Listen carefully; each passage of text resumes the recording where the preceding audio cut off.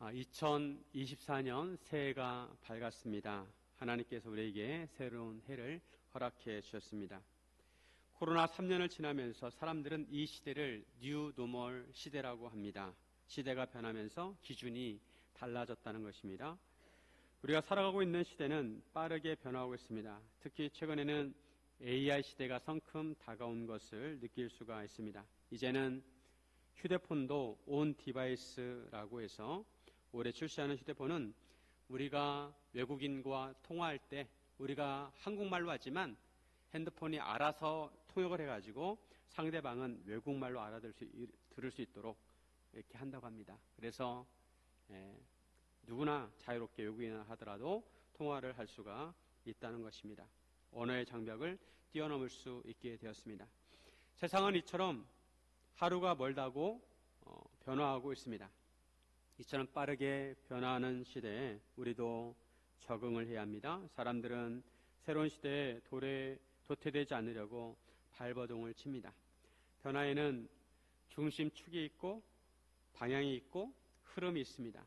성도들은 새로운 시대를 살아갈 때 파도에 떠밀려 가듯이 살아서는 안 되고 변화를 파악하고 기준을 가지고 중심을 잡고 살아야 합니다. 그래야 방향을 잃지 않을 수 있습니다. 이런 시대에 우리는 성도로서 어떻게 살아가는지 함께 나누기를 원합니다. 첫째, 하나님의 나침반을 따라가야 합니다. 우리는 하나님께서 우리에게 주신 길을 걸어가야 합니다. 그 길을 벗어나서는 안 됩니다. 하나님께서 정해주신 방향으로 가야 합니다. 그러려면 우리는 하나님의 나침반을 따라가야 합니다. 성도는 정도를 걸어가야 합니다. 다윗은 이스라엘 왕으로서 하나님의 기름 부음을 받았습니다. 하나님께서 선지자 사무엘을 통해서 다윗에게 기름을 부으셨습니다. 이것은 하나님께서 다윗을 이스라엘 왕으로 임명하신다는 것입니다. 그런데 그렇다고 다윗이 바로 이스라엘 왕이 된 것이 아닙니다. 오래 기다려야 했습니다. 왜냐하면 그 당시의 왕은 사울이었습니다. 사울이 시퍼렇게 살아있습니다. 하나님께서는 사울 왕이 하나님의 명령에 순종하지 않자 사울을 버리고 다윗을 선택하셨습니다. 사울은 이런 다윗을 틈만 나면 죽이려고 했습니다. 틈만 나면 군대를 이끌고 다윗을 잡으러 갔습니다. 다윗은 사울을 피해 다녔습니다. 다윗에게 몰려든 600명을 이끌고 다윗은 광야에서 살았습니다. 왕권이 사울에게 있었기 때문에 다윗은 지명수배자로 살아야 했습니다. 이처럼 쫓기는 삶을 산다는 것은 쉬운 삶이 아닙니다. 두 다리를 뻗고 편하게 잘 수가 없고 항상 쪽잠을 자면서 긴장된 삶을 살아야 합니다. 다윗은 10년이 넘도록 이처럼 고통스러운 삶을 살아야 했습니다. 다윗은 그런 삶을 살면서도 자기 뜻이 아니라 하나님의 뜻대로 살고자 했습니다.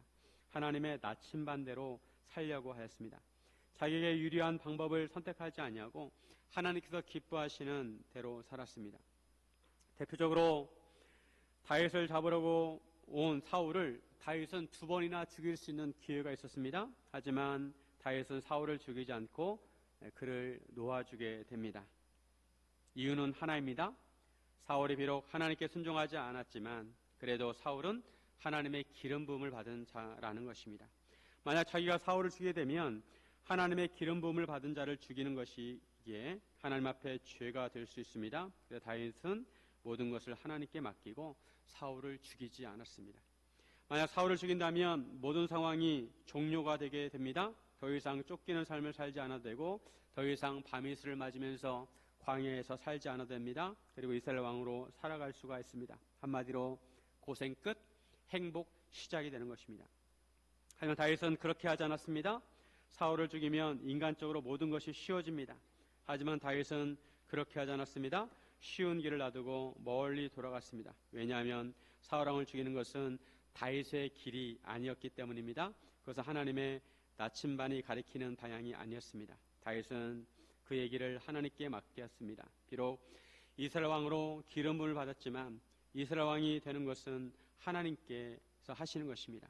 그 과정이 길고 더딜지라도 하나님께서 길을 여실 때까지 기다렸습니다.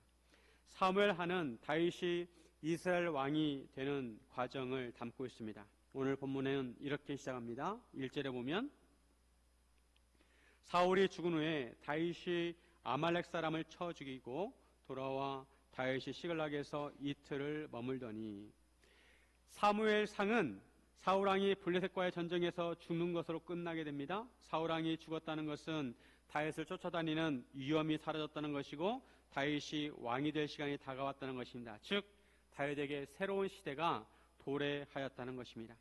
사울이 전쟁터에서 죽어가고 있을 때 다윗은 다윗의 가족과 무리들을 잡아간 아말렉 사람들을 쫓아가서 그들을 무찌르고 돌아와서 시글락에서 이틀 동안 머물고 있었습니다.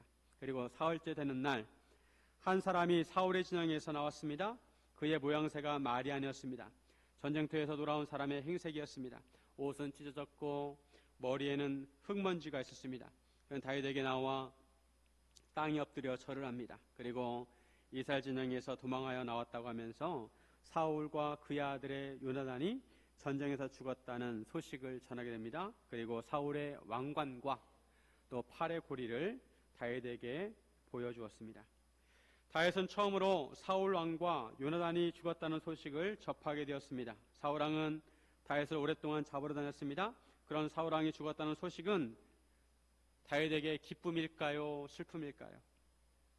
다윗은 사울의 죽음의 소식을 듣고 어떻게 반응을 하였을까요? 인간적으로 생각하면 자신의 생명을 위협하는 사람이 죽은 것은 희소식입니다. 위험 요소가 사라졌기 때문입니다. 하지만 다윗은 기뻐하지 않았습니다. 오히려 다윗은 슬퍼하고 애통해하였습니다. 11절과 12절에 보시면, 이에 다윗이 자기 옷을 잡아 찢음에 함께 있는 모든 사람도 그리하고 사울과 그의 아들 요나단과 여호와의 백성과 이스라엘 족속이 칼의 죽음으로 말미암아 저녁 때까지 슬퍼하여 울며 금식하니라. 다윗은 사울 왕이 죽었다는 소식을 듣고 자기 옷을 찢고 사울과 요나단과 이스라엘 백성의 죽음을 슬퍼하며 울며 금식을 하였습니다. 사울의 죽음은 다윗에게 인간적으로 유리할 수 있습니다. 사울이 죽으면 다윗은 위험과 고난으로부터 벗어날 수 있습니다. 그러기에 다윗은 충분히 사울의 죽음을 기뻐할 수 있었습니다. 하지만 다윗은 그렇게 하지 않았습니다. 애통해하였습니다. 이것은 다윗이 자기의 길을 벗어나지 아니하고 지킨 것입니다. 만약 다윗이 사울의 죽음을 기뻐하였다면 그것은 하나님의 기름 부음 받은 자의 죽음을 기뻐하는 것이 됩니다. 이것은 하나님께서 보실 때 다윗이 그의 길을 벗어나는 것입니다. 잠언 24장 17절과 18절 우리 같이 한번 읽겠습니다. 내 원수가 넘어질 때에 즐거워하지 말며 그가 엎드러질 때에 마음에 기뻐하지 말라.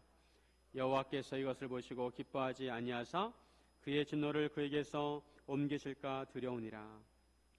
원수가 넘어질 때 즐거워하지 말라고 말씀합니다. 원수가 엎드러질 때 마음에 기뻐하지 말라고 하십니다. 하나님께서 그것을 기뻐하지 않으신다고 하십니다. 원수가 넘어지는 것을 보고 기뻐하는 자에게 하나님께서 진노를 옮기신다고 하십니다. 이것이 하나님의 나침반입니다. 하나님께서는 하나님의 백성이 비록 원수가 넘어질지라도 그것을 기뻐하지 하는 것을 원치 않으십니다. 인간적으로 원수가 넘어지고 엎드러지면 속으로 고소해합니다. 잘됐다는 것입니다. 원수가 망하는 것을 기뻐합니다. 그런데 하나님의 백성이라면 그렇게 하지 말라는 것입니다. 남유다가 바벨론에 의해서 멸망하게 되었을 때 주변에 있던 에돔과 두로와 암몬은 고소해하면서 비웃었습니다. 잘 망했다는 것입니다. 하지만 하나님께서 남유다가 하나님께 범죄해서 비록 바벨론에 의해서 심판을 하셨지만 남유다의 멸망을 고소해하는 에돔과 두로와 암몬에게 진노를 쏟으셨습니다. 하나님께서 유다의 멸망을 비웃는 나라들을 심판하셨습니다. 사울왕은 자기 길을 지키지 못해서 하나님의 심판을 받았습니다. 하나님의 나침반을 따르지 못했습니다. 그러나 다윗은 자기 길을 자기 자신을 위해서 사울왕을 죽일 수 있었지만 죽이지 않았습니다. 그리고 사울왕의 죽음을 두고 기뻐하지 않는 것도 다윗은 자기 길을 지킨 것입니다. 다윗은 하나님의 나침반을 지켰습니다. 하나님께서 자기의 마음을 보시고 각자의 마음을 보시고 판단하십니다. 하나님께서는 하나님의 백성이 사악한 마음이 아니라 선한 마음을 갖기를 원하십니다. 사악한 마음이 아니라 하나님의 백성이 선한 마음 갖기를 원하십니다. 그래서 원수라도 사랑하라고 하시고 악을 악으로 갚지 말라고 하시고 선한 데 지혜롭고 악한 데 미련하라고 하십니다. 우리가 올 한 해 살아갈 때 하나님의 나침반을 따라가야 합니다. 우리가 하나님의 나침반을 따라가려면 하나님의 말씀에 순종해야 합니다. 하나님께서 나에게 주신 길을 걸어가야 합니다. 하나님께서 먹지 말라고 하신 선악을 알게 하는 나무 열매를 먹지 말아야 합니다. 여호수아가 받은 말씀대로 좌로나 우로나 치우치지 아니하고 하나님의 말씀을 다 지켜 행하는 것입니다. 여호수아 1장 7절 8절 말씀 같이 한번 읽습니다. 오직 강하고 극히 담대하여 나의 종 모세가 내게 명령한 그 율법을 다 지켜 행하고 우로나 저로나 치우치지 말라. 그리하면 어디로 가든지 형통하리니 이 율법책을 내 입에서 떠나지 말게 하며 주야로 그것을 묵상하여 그 안에 기록된 대로 다 지켜 행하라. 그리하면 내 길이 평탄하게 될 것이며 내가 형통하리라. 하나님이 우리에게 형통할 수 있는 방법을 알려주셨어요. 그건 뭐냐면 하나님 말씀대로 따라가라는 거예요. 좌로나 우로나 치우치지 말고 하나님 말씀을 따라가라는 것입니다. 우리가 새해를 살아갈 때 하나님의 나침반을 따라가야 되는데 그 나침반을 따라간다는 것은 바로 하나님의 말씀을 따라가는 것입니다. 좌로나 우로나 치우치지 아니하고 오직 하나님의 말씀을 묵상하고 행하는 것이 하나님의 나침반을 따라가는 것입니다. 사랑하는 성도 여러분, 하나님의 나침반을 따라가시기를 주님의 이름으로 축원드립니다. 둘째, 하나님의 경계선을 지켜야 합니다. 세상에서는 사람들이 자기 이득에 따라 움직입니다. 티끌만큼이라도 자기에게 유리한 것이 있다면 그쪽을 선택합니다. 하지만 성도는 그러한 이득에 따라 움직여서는 안 되고 하나님의 뜻에 행해야 합니다. 하나님의 뜻에 맞게 행해야 합니다. 하나님께 정하신 경계선을 지켜야 합니다. 차를 운전하고 할 때도 차선이 있습니다. 차선을 벗어나게 되면 옆차와 부딪힐 수도 있고 사고가 날 수가 있습니다. 그처럼 하나님께서는 우리에게 우리가 가야 될 선을 그어놓으셨어요. 그 경계선을 넘어서는 안 되고 그 경계선을 지켜야 한다는 것입니다. 하나님 아버지는 건축가이십니다. 그래서 세상을 창조하실 때도 하나님의 설계도대로 창조하셨습니다. 이 우주의 구조를 하나님께서 창조하시고 하나님의 원리에 따라 운행하십니다. 하나님께서 모세에게 하나님의 언약궤를 만들라고 하실 때도 그 양식을 다 알려주시고 그대로 만들라고 하셨습니다. 출애굽기 25장 40절에 보면 너는 산과 이 산에서 내게 보인 양식대로 할지니라. 언약궤를 만들 때 네 이무대로 만들지 말고 내가 너에게 보여준 그 양식대로 그 설계도대로 만들라고 하신 것입니다. 하나님께서는 하나님이 알려주신 대로 언약궤를 만들기로 하십니다. 마찬가지로 하나님께서 인간을 창조하셨는데 인간을 만드셨는데 인간이 살아갈 때도 하나님이 정해놓으신 대로 살기를 원하신다는 것입니다. 하나님이 그어놓은 그 경계선 안에서 살기를 원하신다는 것입니다. 사울과 요나단의 죽음을 다윗에게 보고한 사람은 아말렉 사람이었습니다. 다윗은 그에게 사울과 요나단이 어떻게 죽은 줄 알게 되었는지 물었습니다. 그러자 그 청년이 그 당시 상황에 대해서 말해줍니다.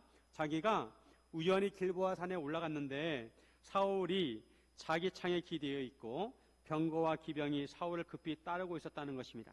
사울왕이 블레셋 사람에 의해 죽임을 당할 상황에 처하게 되었다는 것입니다. 그때 사울왕이 자기를 뒤돌아보면서 너는 누구냐고 묻기에 내가 아말렉 사람이라고 하니까 그 청년에게 자기가 고통 중에 있으니까 자기 곁에 서서 자기를 죽여달라고 했다는 것입니다.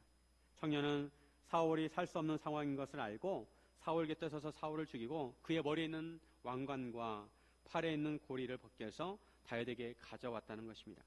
다윗은 이에 대해 다시 한번 확인합니다. 그가 어디 사람인지 다시 묻고 아말렉 사람 곧 외국인의 아들이라고 대답을 했습니다. 그런데 문제는 이 청년이 거짓말을 하고 있다는 거예요. 거짓말. 사무엘상 31장에 보면 사울왕은 화살을 맞아 중상을 입고 그리고 할례를 받지 않은 자들에게 죽임을 당할까봐 두려워서 자기의 칼을 뽑아 그 위에 엎드려졌습니다. 그런데 다윗에게 보고한 아말렉 청년은 자기가 사울왕을 죽였다고 했습니다. 이 아말렉 청년은 왜 거짓말을 하였을까요? 이 청년은 착각을 한 것입니다. 이 청년은 사울의 죽음을 이용해서 한몫 챙기기 원했습니다. 사울왕의 죽음을 다윗에게 알리면 다윗이 기뻐할 줄로 생각을 한 것입니다. 그리고 사울의 죽음에 자기의 공로가 있었다고 하면 상을 받을 줄 알았던 것입니다. 하지만 그것은 착각이었습니다. 그 청년의 생각과 다윗의 생각이 달랐습니다. 그 청년은 사울이 죽었다는 소식을 전하면 다윗이 기뻐할 줄 알았는데 오히려 다윗은 애통해하였습니다. 자기가 사울왕을 죽였다고 하면 다윗이 기뻐할 줄 알았는데 오히려 그것이 문제가 되었습니다.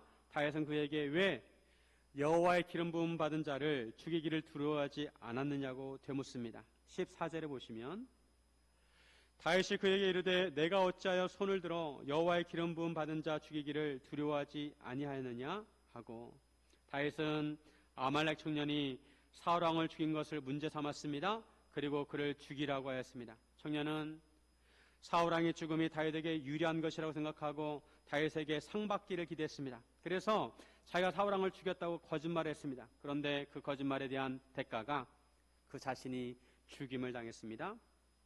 아말렉 청년은 상 받기를 기대했지만 오히려 죽게 되었습니다. 참 어리석은 짓을 하였습니다. 아말렉 청년은 착각을 했습니다. 다윗 생각을 알지 못했습니다. 다윗은 하나님의 경계선을 철저히 지키는 사람이었습니다. 그 경계선을 넘는 것을 두려워했습니다. 그런데 아말렉 청년은 인간적인 생각으로 당연히 사울을 죽였다고 하면 다윗이 좋아할 것이라고 생각을 한 것입니다. 그래서 거짓말까지 하면서 사울의 죽음을 보고했습니다. 아말렉 청년이 죽은 것은 거짓말이라 하더라도 하나님의 경계선을 넘었기 때문입니다. 다윗이 아말렉 청년이 거짓말하는 것에 대해 알고 있었는지는 모릅니다. 다만 다윗은 기름 부음 받은 자를 죽이는 것을 두려워하지 않는 것을 문제 삼았습니다. 사울왕이 아무리 다윗의 정적이라 하더라도 사울은 하나님으로부터 기름 부음을 받은 자입니다. 그러기에 하나님의 기름 부음을 받은 자를 함부로 죽여서는 안 된다는 것입니다. 이 아말렉 청년은 왜 사울의 죽음의 소식을 가지고 가면 다윗이 기뻐할 것이라고 생각을 했을까요? 거기에는 인간적인 계산이 있었기 때문입니다. 다윗은 사울왕에게 쫓기는 신세기에 누가 봐도 사울이 죽으면 다윗이 좋아할 것이라고 생각을 하였습니다. 하지만 그것은 착각이었습니다. 다윗은 사울왕이 정적이라 하더라도 그의 죽음을 기뻐하지 않았습니다. 이것이 하나님의 뜻을 아는 자와 모르는 자의 차이입니다. 우리는 어떤 일을 할 때 하나님의 뜻에 맞추어야 합니다. 하나님께서 기뻐하시는 일을 해야 합니다. 예수님께서도 하나님의 뜻에 맞추어 사셨습니다. 요한복음 6장 38절 같이 한번 읽습니다. 내가 하늘에서 내려온 것은 내 뜻을 행하려 함이 아니요 나를 보내신 이의 뜻을 행하려 함이니라. 예수님께서 이 땅에 오신 것은 예수님의 뜻이 아니라 예수님을 보내신 하나님 아버지의 뜻을 행하려 하기 위해서 오셨다는 것입니다. 예수님께서 이렇게 말씀하신 것은 첫 번째 아담이 하나님의 뜻을 어기고 경계선을 넘었기 때문입니다. 그래서 두 번째 아담이신 예수님께서는 인간이 어떻게 살아야 하는지, 어떻게 하나님의 뜻에 맞게 살아야 하는지를 친히 보여주신 것입니다. 가장 심각한 착각은, 가장 심각한 오해는 하나님에 대해서 오해하는 것입니다. 하나님의 생각과 우리의 생각이 다른 것입니다. 하나님의 백성은 하나님의 뜻에 맞게 행해야 하고 하나님의 뜻대로 하는 것을 기뻐해야 합니다. 세상 사람들이 기뻐하는 포인트와 성도가 기뻐하는 포인트가 달라야 합니다. 세상 사람들은 하나님의 뜻을 잘 알지 못합니다. 자기들의 뜻에 맞으면 기뻐합니다. 하지만 성도는 자기의 뜻이 아니더라도 하나님의 뜻에 맞게 행하는 것을 기뻐해야 합니다. 흔히 사람들은 자기와 말이 잘 통하는 사람을 좋아합니다. 즉 대화 코드가 맞아야 한다고 합니다. 대화 코드, 서로 말이 잘 통해야 한다는 것입니다. 개그 코드가 맞아야 합니다. 우스갯소리를 하더라도 어떤 사람은 그것을 듣고 박장대소를 하는데 어떤 사람은 아무 반응이 없습니다. 웃음의 포인트가 다른 것입니다. 마찬가지로 기쁨의 코드가 맞아야 합니다.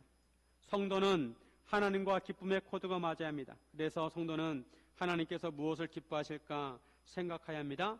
하나님께서 기뻐하시는 것을 기뻐하고 하나님께서 싫어하시는 것을 싫어해야 합니다. 그러려면 우리가 마음의 경계선을 잘 지켜야 합니다.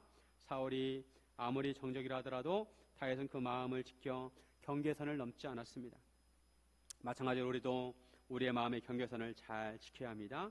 사랑하는 성도 여러분, 하나님의 경계선을 지키시기를 주님의 이름으로 축원드립니다. 셋째, 하나님의 사랑과 위로를 전해야 합니다. 우리는 하나님 안에서 영가족입니다. 이웃들에게 하나님의 사랑을 전하고 우리는 슬픔을 당한 사람들을 위로하고 애통해하는 사람들을 위로할 줄 알아야 합니다. 다윗은 사울과 요나단의 죽음을 애도하는 슬픈 노래를 부르면서 그것을 유다 족속들에게 가르치라고 합니다. 이것을 오늘 본문에 보면 활노래라고 불렀습니다. 활노래. 활노래는 군인들이 전쟁을 나가기 위해서 활을 두드리면서 부르는 노래입니다. 다윗은 두 용사의 죽음을 가드와 아스글론에 전파하지 말라고 합니다. 가드와 아스글론은 블레셋 성읍입니다. 다윗이 조가를 부르기 전에 이미 블레셋 사람들은 사울의 죽음의 소식을 다 들었을 것입니다. 그럼에도 사울의 죽음을 전파하지 말라고 하는 것은 이스라엘의 패배가 곧 하나님의 패배는 아니라는 것입니다. 다윗은 사울과 요나단과 이스라엘 백성이 죽은 장소인 길보아 산을 저주했습니다.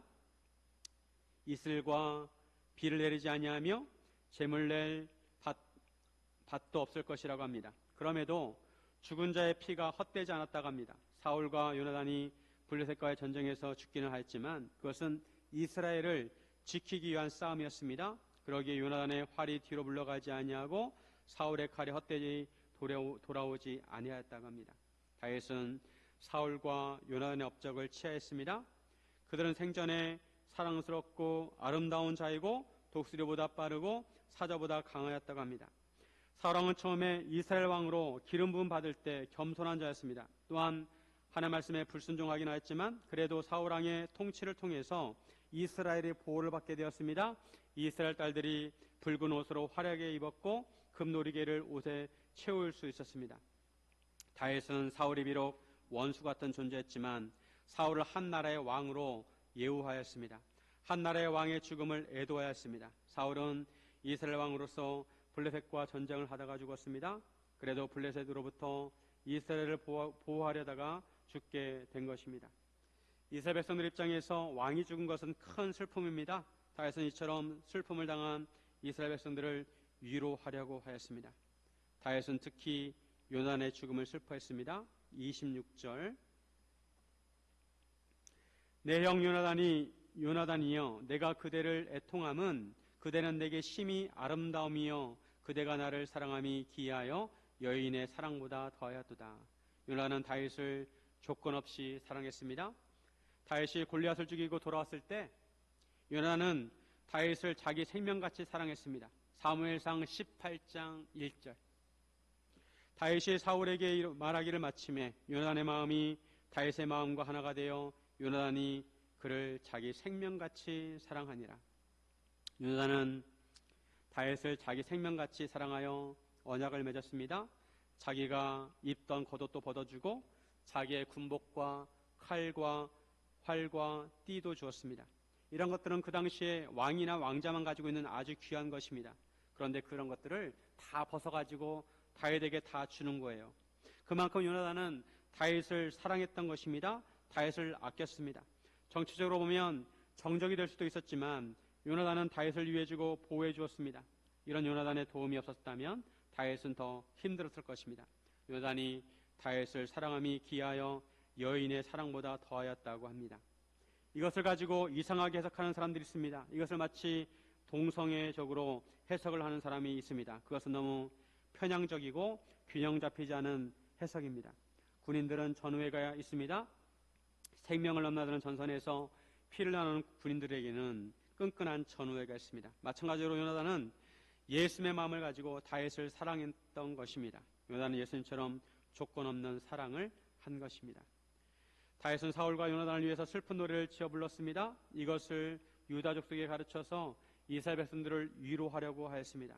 다윗은 개인적인 차원에서 사울과 요나단의 죽음을 받아들이기보다 이제는 한 나라의 왕으로서 이스라엘 백성들을 생각하고 그들을 위로하는 차원에서 그들의 죽음을 받아들였습니다. 그리고 이스라엘과 그 백성들을 위하는 마음으로 슬픈 노래를 불렀습니다. 다윗은 하나님을 위해서 애통할 줄 알았습니다. 예수님께서는 애통하는 자가 복이 있다고 하셨습니다. 마태복음 5장 4절에 보시면 애통하는 자는 복이 있나니 그들이 위로를 받을 것이며 애통하는 자는 하나님으로부터 위로를 받을 것이라고 하십니다. 그런데 왜 애통이 합니까? 하나님을 생각하면 이 세상을 보면서 애통할 수밖에 없습니다. 그래서 애통하는 자는 하나님에서 애통하는 자는 위로를 받을 것이라고 하십니다. 예수님께서는 하나님의 백성이라면 기쁜 일에 함께 웃고 슬픈 일에 함께 울기를 원하셨습니다. 하지만 바리새인과 유대인들은 반응하지 않았습니다. 누가복음 7장 32절에 비유하건대 아이들이 장터에서 앉아 서로 불러 이르되 우리가 너희를 향하여 피를 불어도 너희가 춤추지 않고 우리가 곡하여도 너희가 울지 아니하였도다 함과 같도다. 바리새인과 유대인들이 하나님의 뜻을 따른다면 당연히 그들도 세례 요한에게 세례를 받고 메시아로 오시는 예수님을 정중하게 맞이해야 했습니다. 하지만 그들은 하나님의 뜻을 저버렸습니다. 시장에 있는 아이들도 서로 놀면서 결혼잔치 놀이를 하면 서로 함께 춤추고 장례식 놀이를 하면 함께 곡을 할 줄 알았습니다. 그런데 하나님의 뜻을 저버린 세대는 피를 불어도 춤추지 않고 곡하여도 울지 않는다는 것입니다. 우리는 예수님의 마음을 가지고 이 메말라가는 시대를 보면서 함께 웃고 함께 울어야 합니다. 이 시대를 예수님처럼 사랑하고 예수님처럼 위로해야 합니다. 예수님은 우리가 온 마음 다해 하나님을 사랑하고 이웃을 내 몸같이 사랑하기를 원하십니다. 그리고 우리가 아픈 영혼들을 위로해 주기를 원하십니다. 예수님께서는 이렇게 말씀하셨습니다. 누가복음 23장 28절 예수께서 돌이켜 그들을 향하여 이르시되 예루살렘의 딸들아 나를 위하여 울지 말고 너희와 너희 자녀를 위하여 울라. 예수님께서는 인간을 구원하시러 이 땅에 오셨습니다. 그런데 아이러니하게 이런 예수님을 유대인들은 거부하고 예수님을 십자가에 못 박았습니다. 그런데 아이러니하게 그것이 하나님의 구원의 방법이었습니다. 여인들이 십자가를 지고 가는 예수님을 보면서 울자 예수님께서 하신 말씀입니다. 예루살렘의 딸들아 나를 위하여 울지 말고 너희와 너희 자녀를 위하여 울라. 예수님은 하나님의 뜻 가운데 십자가를 지셨습니다. 하지만 하나님의 뜻을 거부한 유대인들은 하나님의 심판을 받게 될 것입니다. 주 70년에 예루살렘은 로마 군인들에게 정복당하고 불타게 됩니다. 예수님은 이를 두고 예루살렘 딸들에게 그들 자신과 그들의 자녀들을 위해서 울라고 하셨습니다. 그들에게 하나님의 심판이 임한다는 것입니다. 우리는 새해를 시작하고 있지만 우리는 항상 인류 역사의 마지막 날을 주목해야 합니다. 마지막 날에 하나님께서는 이 세상을 심판하실 것입니다. 사울과 요나단의 죽음처럼 인생의 종말은 죽음입니다. 이처럼 인간의 역사도 종말이 있습니다. 예수님께서 다시 오시는 날에 인간 역사가 끝나는 날입니다. 성도들은 그때 구원받지 못하는 영혼들을 위해서 애통해야 할 줄 알아야 합니다. 예수님께서 이 땅에 오셔서 상처받은 영혼들을 사랑하시고 위로해 주셨듯이 우리도 이 세상에 고통받고 있는 사람들, 상처받고 있는 사람들을 사랑하고 위로해 줄 알아야 합니다.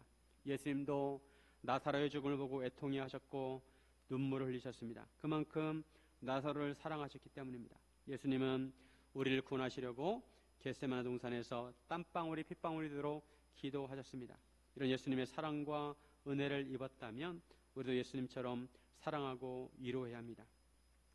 우리나라 사람들은 일본 하면 아직도 안 좋은 감정을 가지고 있습니다. 요나 선지자가 니누에 대한 감정과 같습니다.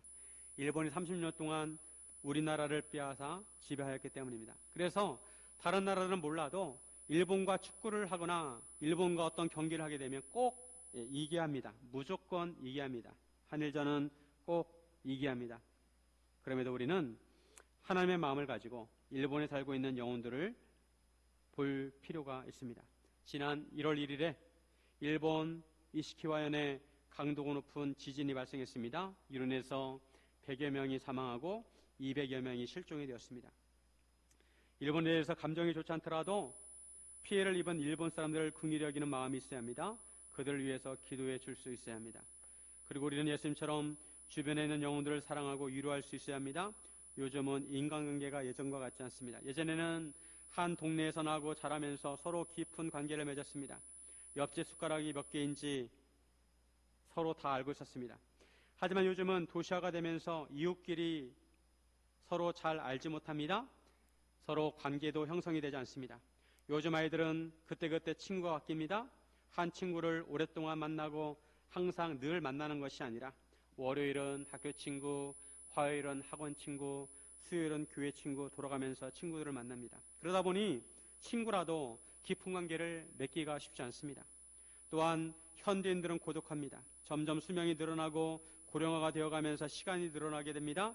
예전에는 수명이 60세, 70세였을 때는 은퇴를 하고 나서 얼마 있다가 인생을 마감하게 됩니다. 그런데 요즘은 걸어 다닐 수만 있다면 그 사람은 노인이 아니라고 합니다.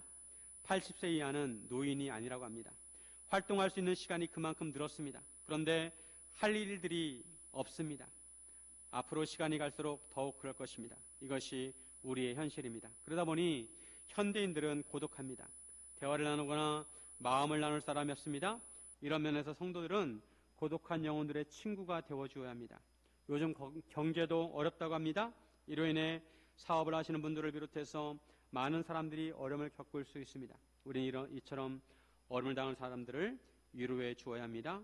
우리가 하나님의 위로하는 손이 되어야 합니다. 그리고 하나님의 따스한 사랑의 손이 되어야 합니다. 사람들을 사랑하고 위로할 수 있는 가장 좋은 방법은 그들에게 복음을 전하는 것입니다. 그래서 하나님을 만나게 하는 것입니다. 하나님께서도 세상을 이처럼 사랑하사 독생자를 보내셨습니다. 복음은 우리에게 근본적인 기쁜 소식입니다. 복음만 있어도 우리는 기뻐할 수 있습니다. 그리고 하나님을 만나게 되면 그들은 하나님의 사랑을 직접 체험하게 될 뿐 아니라 우리는 직접 도와줄 수 없지만 하나님께서 그들을 어루만져 주시고 치유해 주시고 위로해 주실 수가 있는 것입니다. 그래서 우리의 손은 복음을 전한 손이 되어야 하고 하나님의 사랑을 전한 손이 되어야 합니다. 사랑하는 성도 여러분, 새해에 하나님의 나침반을 따라가고 하나님의 경계선을 지키고 하나님의 사랑과 위로를 전하시기를 주님의 이름으로 축원드립니다.